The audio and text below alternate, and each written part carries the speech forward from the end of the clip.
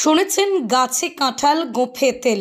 দেখুন, ব্যতিক্রমী চাষের কাঁঠাল বহুমূল্যে রাসায়নিক কীটনাশক খরচ করলে তবেই মিলছে ফসল, রবি শস্য হোক বা আনাজ।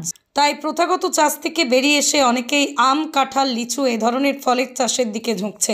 এ প্রজন্মের পড়াশোনা করা ছেলেমেয়েরা সাবেকি প্রথার চাষ থেকে মুখ ঘোরালেও উন্নত প্রযুক্তির সাহায্যে এ ধরনের চাষে আগ্রহী হচ্ছে।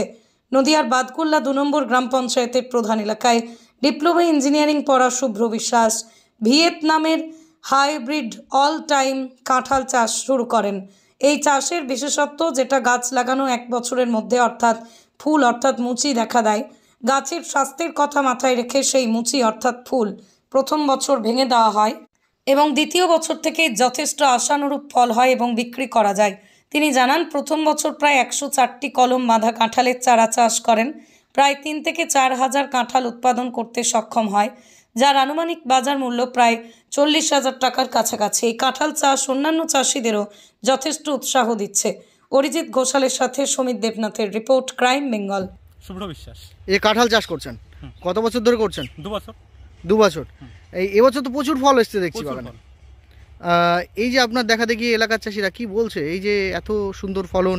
আমার এই দেখা দেখি এখন তো, আগে তো মানুষ এইটা নিয়ে খুব একটা প্রচলন ছিল না কাঁঠালটা, তো এখন আমার দেখা দেখি অনেক চাষি প্লাস 100+ চাষি আমাদের এখানকার মানুষগুলো সব এই এখন কাঁঠাল চাষের দিকে এগোচ্ছে সব। আপনার এই যে ঠিকানাটা, কি ঠিকানা আছে?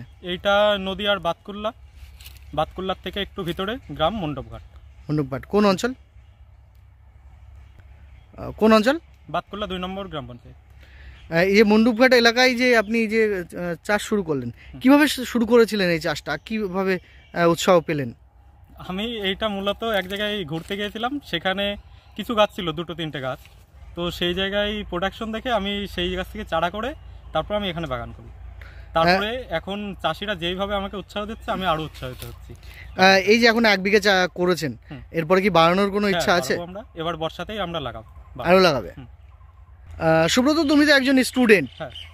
এই যে আজ থেকে 2 বছর আগে যখন শুরু করে কলেজে পড়তে, তখনই শুরু করেছিলাম। এই যে কি মনে করছো যে এটা কতটা লাভজনক হতে পারে? এটা খুব সুন্দর একটা লাভজনক চাষ, কেননা এর মার্কেট প্রাইসও ভালো আর এর প্রোডাকশন যা সুন্দর সে তো সবাই এখন জেনেই গেছে।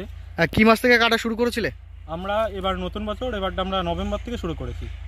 এমনি যারা একটু পুরাতন বাগান তারা কি মাস থেকে কাটা শুরু করে? তারা ওই সেপ্টেম্বর অক্টোবর, দুর্গাপুজোর পরপরই শুরু করে। দুর্গাপুজোর পরপরই শুরু করে। কি বুঝছো যে এই চাষ যদি ভবিষ্যতে আরো চাষিরা করে, তখন কি লাভের মুখ দেখবে চাষিরা? নিঃসন্দেহে লাভজনক, কোনো অসুবিধা নেই। এটা কমার্শিয়াল ভাবে চাষ করা যায়, কমার্শিয়াল ভাবে খুব সুন্দর হবে, কিন্তু এর একটু উঁচু জমি লাগবে তাহলেই। এই যে কাঁঠালটা চাষ করতে গেলে কোনো সমস্যা কি হয়? না, সেই রকম কোনো সমস্যা নেই, কেননা এর তো রাসায়নিক সার তো দেওয়া লাগে না, সম্পূর্ণ জৈবভাবে করতে হবে আপনাকে। জৈবভাবে? এই কাঁঠালটা জৈব চাষ। জৈব চাষ। এর জল টল বা কোনো জলটা একটু বেশি দিতে হয়। জল বেশি দিতে হয়, সেচ ব্যবস্থা ভালো রাখতে হয়। সেচ ব্যবস্থা ভালো রাখতে হবে, কেননা জল দিলেই গাছটা বেশি ডেভেলপমেন্ট হবে তাড়াতাড়ি। তোমার নাম? আমার নাম এখন শুভ্র বিশ্বাস। এখন তোমার নাম? শুভ্র বিশ্বাস। শুভ্র বিশ্বাস। কোন অঞ্চল? বাতকুল্লা 2 নম্বর গ্রাম পঞ্চায়েত, নদিয়া জেলা। নদিয়া জেলা।